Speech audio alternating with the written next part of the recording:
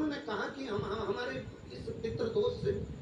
संसार सागर की मुक्ति हो, मोक्ष हो, ऐसा कोई फल केवल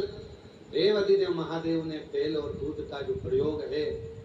उस प्रयोग का साधारण फल नहीं है, बहुत। और श्राद्ध पक्ष में मेरी जीजियों से निवेदन है, मेरी बेटियों से, मेरी माताओं से, अगर तुम्हारे घर में 25 साल तक भी औलाद नहीं हुई, 20 साल हो गए, 25 साल हो गए, 30 साल हो गए, 28 साल हो गए, 15 साल भी हो गए, 10 साल भी हो गए, संतान का सुख नहीं है, तो श्राद्ध पक्ष में प्रतिदिन अपना जो पानी का हंडा होता है, परिंदा होता है, क्या बोलते हैं हैदराबाद में, हमको उसको नहीं मालूम, जहाँ पर पीने का पानी भरते हैं, हंडा बोलते हैं, मटका बोलते हैं, बाल्टी पानी की या हंडा, मटका,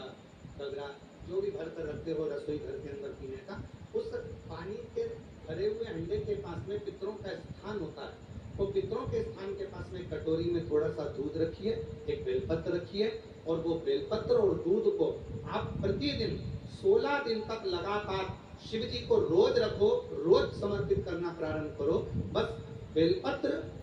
शिवलिंग के ऊपर और दूध जहां अशोक सुंदरी का स्थान है, आपको मालूम होगा,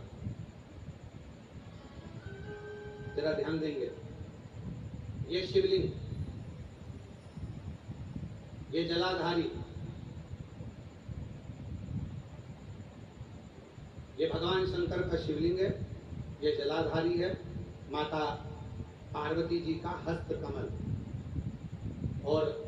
सामने जो चरण है जहां से पानी बहता है,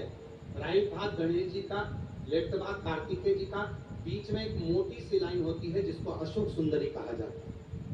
शंकर भगवान की 6 बेटियां हैं, 6 बेटियों में शंकर जी के ऊपर जो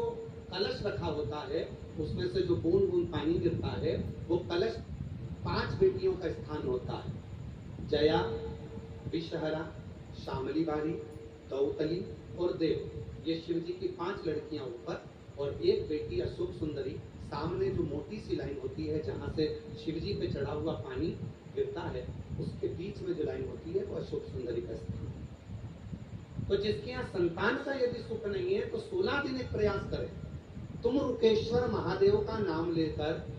तुम रुकेश्वर महादेव का नाम लेकर शंकर जी के ऊपर तो चढ़ाएं बेलपत्र, जो तुमने परिंदे के पास, हंडे के पास रात्रि को रखा है, 16 दिन के रोज एक बार रखो और रोज एक बार चढ़ाओ। रखा, वो दूध को अशोक सुंदरी के स्थान पर समर्पित करना है और बेलपत्र को शिव